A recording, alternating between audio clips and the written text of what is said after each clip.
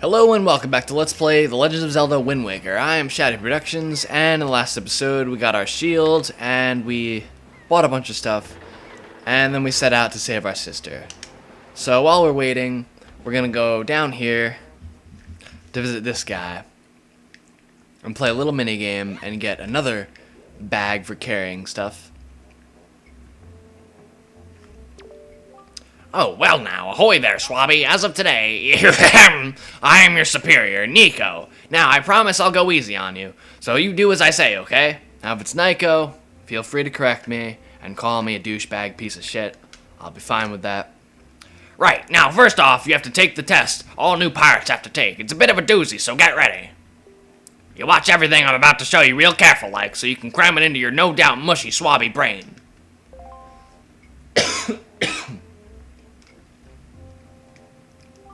First off, you gotta press this switch. This is the only easy part. Just walk up to it and tilt up to step on it. Presto, switch pressed.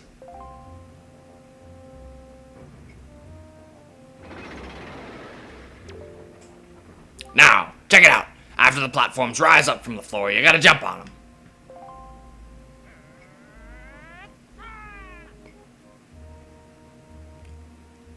Okay, so I was able to jump to this first one myself, but that next one's too far, right? That's why you gotta do this.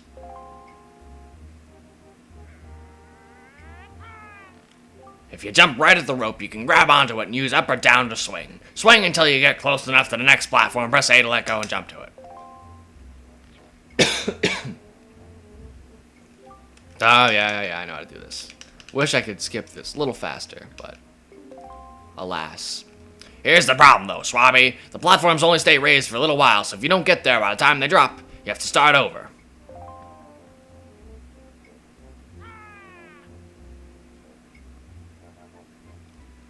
It'll probably take you at least 1 year before you're good enough to make it all the way here. One rough year, one tough year, full of bumps and bruises.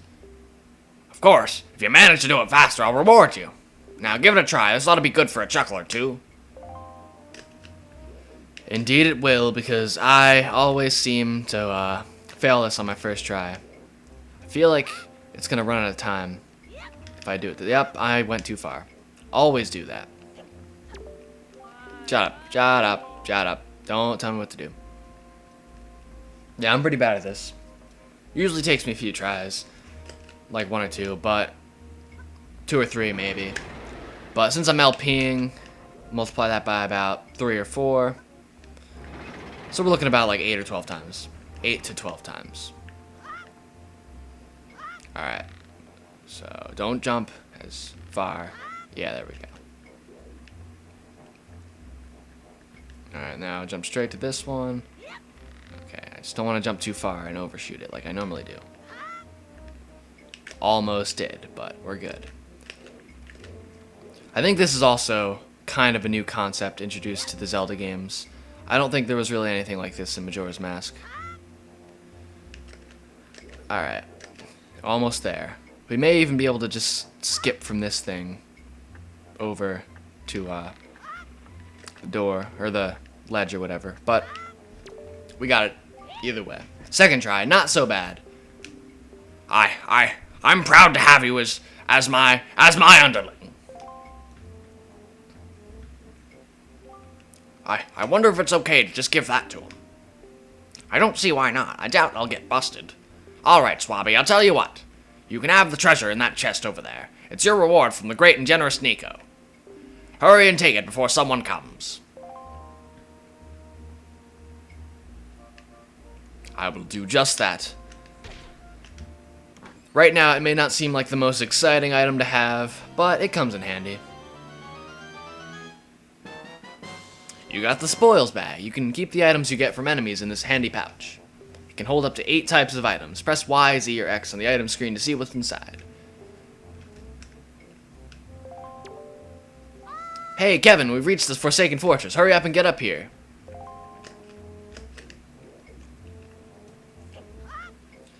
But yeah, it would definitely be a good idea to make sure you have the whole swinging from ropes thing down pat, because we're going to be doing a lot of it in this game. between this next part in Forsaken Fortress and just in general. Like, once we get a certain item, you'll need to know the mechanics. Like, if you press R, you could stop and adjust how far you are on the rope, how far up, and the direction that you're swinging in. So now we gotta climb this really tall ass ladder. Time seems to fly by when I play this game, because now it's already nighttime. And in the first episode, I went to go get my memory card, and it was already nighttime when I came back.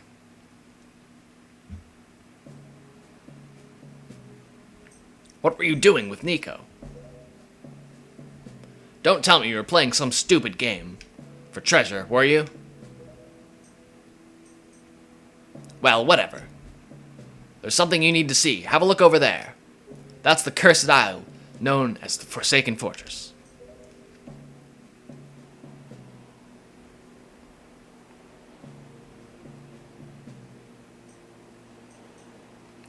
There are all sorts of strange rumors about this place.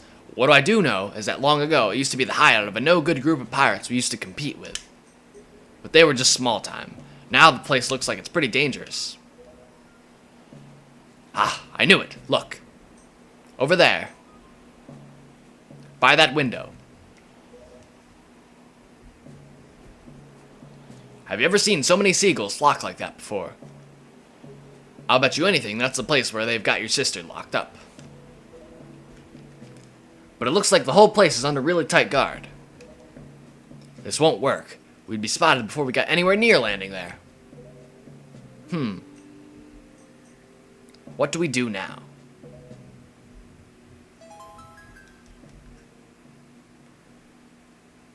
Launch him out of a barrel! The best solution to any issue is to get launched out of a barrel. Look, don't struggle. If you really want to get into a dangerous place like that, this is the only way to do it. Trust me. We pirates do this all the time. Don't worry about it. It'll be a piece of cake. Definitely the only way to do this. We don't break in here easily with a small little ship later on in the game with just a few bombs. Not at all.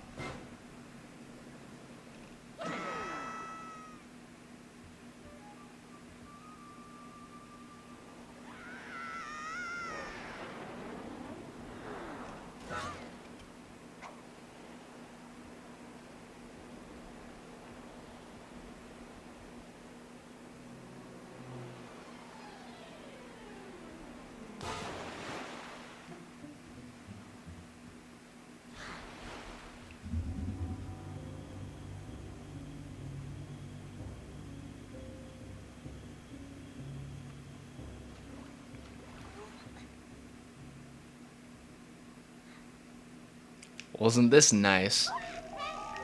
Your sword landed all the way up there. Shoot, I'm sorry, I apologize. I guess my aim was off by a little bit. Yeah. You aimed it just so that my sword landed all the way at the top of the dungeon. I landed all the way at the bottom of the dungeon. You're a bitch. I can see what you're doing through this stone, and obviously you can hear me through it. So, if you see A, you'd better press that button. I put that stone on your quest status screen. Press start and use L or R to scroll around. It's pretty basic. Hey, but listen carefully. I need this back after you save your sister, so don't go losing it. You understand? Yeah, she, never talks to you, so it's okay. Don't worry. Oh, spotlights. Not good. So, you can do this, grab a barrel, and you can hide under it Metal Gear Solid style. Or even Sly Cooper style, honestly. And if you just, stop moving, they won't see you. But I believe if you move while you're inside the barrel, they will see you. So, be careful. You don't really do this all that much in this dungeon, I don't think. I think there's one more time where we use it.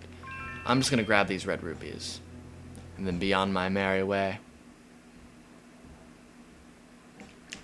Because saving my sister, that's a secondary priority. Now I can get out of here. Actually, screw this. Yes, yes, yes, yes, get kidnapped!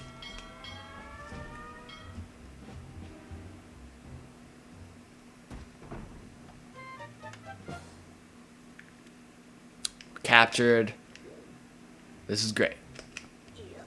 I actually kind of did this on purpose. Couldn't tell. because we get a heart piece and a map and all that good stuff. And this is kind of a quicker way to get there. Plus, it's just good to show off what happens if you do get caught. If you throw this pot, the pot that's blocking this hole, you can get through here, and a perfectly straightforward tunnel leading right outside the cell will be right there. Very bad prison setup, I have to say. Instead of, you know, cementing this hole shut, we could just put a little pot in front of it. That'll do it. But now we have the map. And if you don't know anything about Zelda, maps are quite useful because they show you all the different rooms in the dungeon. And you can access the map in this game by pressing up on the D-pad when you're inside a dungeon. And if you look down there, I believe there's a heart piece in there. So we're going to drop down.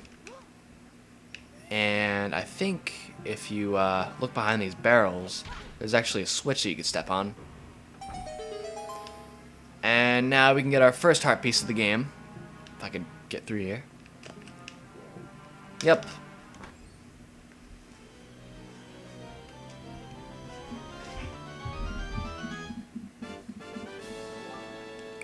So we got a piece of heart. Not a heart piece, a piece of heart. And fortunately in this game, there's only 4 pieces of heart to a heart piece as opposed to 5. So we'll have a slightly easier time. Now I could try to get through here. Actually, you know what? I'm just going to get captured. Because I'll look at my map real quick. Yeah. I generally don't like to hang out on the first floor. Oh, thank you! That was great! Thank you! Fucking piece of shit mouse. I don't know how much money he stole, but looked like it was a decent amount. That was the lowest thing I've ever seen anyone do in my life. Not really, but still, that was pretty lame. So once you have your map and your heart piece, I think there's a compass you could also get, but I'm not really going to worry too much about that. If I happen to stumble across it, then I guess I'll get it, but this isn't really a dungeon where you're going to need a compass. So now we can get across here. Let's not fall. Yep. Thought I was going to fall for a second, but the ropes are 10. I think I was saying like a combination of 10, 2, and generally. Didn't work out so well. But I guess I'll go through this door. Ropes generally are a little glitchy, so if you miss it by a little bit, you'll usually still grab on. I'm not sure which area I'm going for. I think this one is definitely one of the spotlights. But before you can even think about getting your sister, you're gonna have to get rid of some of the spotlights. I'm not sure which one you're trying to get rid of. I think this actually might be. Alright, yeah, this is the one we need. This is actually the only spotlight you need to worry about. Because the other spotlights you can just avoid, but this one you literally cannot avoid. You have to get rid of it. Or get rid of the guy who's in charge. So just use your shield. When he attacks you, his weapon will bounce off, and then you can pick it up and use it to fight him. Of course, it's not nearly as fluid as using your regular weapon, but it's there, and you can also throw it. But once you kill the guy, the spotlights will be up. I don't know why he has to turn the spotlights off to fight you. Kind of stupid, but that's how it works. So now we've really done everything that we're required to do. I'll see what you have to say. Listen up, Kevin. There's a monster running the searchlight up there. Yep, I already did that. Oh yeah, this is just her telling you what to do. If you don't know how to steal their weapons. Honestly, the whole function of picking up enemies' weapons is really kind of stupid in this game because you can't bring it into other rooms, and the controls are so, like, I don't know. It's like trying to use the beam saber as X in Mega Man X6. It's just really slow and bleh. I don't know. Not very responsive, I guess. Ooh, that was a close one. But you do actually pick up some. I think those weapons in particular, to like light torches and stuff. They're like the Deku sticks in this game, Deku, whatever you want to call it.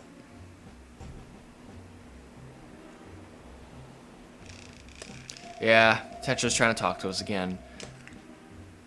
Trying to figure out what that barrel's for, or that crate's for. But I'm not having too much success. Yeah, I don't really see if there's any place we could push it off. Nah, I guess don't worry about it then. I think there's one on the other side you could push down for like a shortcut.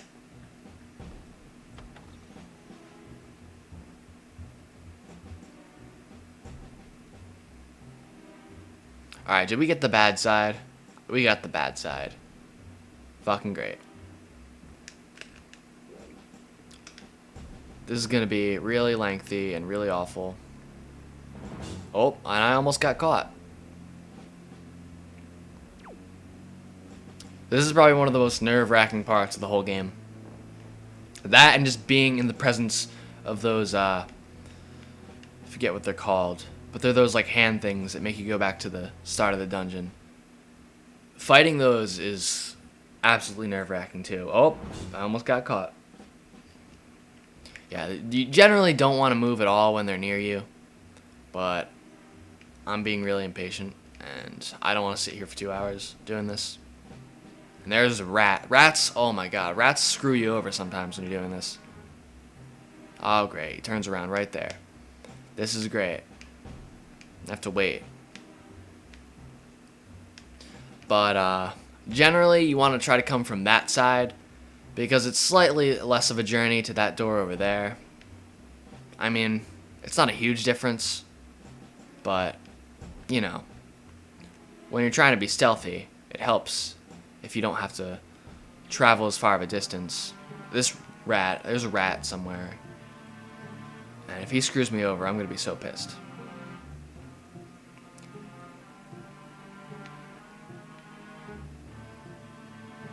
Oh, let's not do that. That is very intimidating when you get like that sound effect and it suddenly like zooms in on that guy who's trying to look for you. Okay, I think we're good. We might have to stop again if he turns around. But I think we're almost there. Yeah, as soon as he passes us, we're good. Just wait a little longer just because. I think we're good. Alright. Thank goodness. That's like the hard part of this dungeon.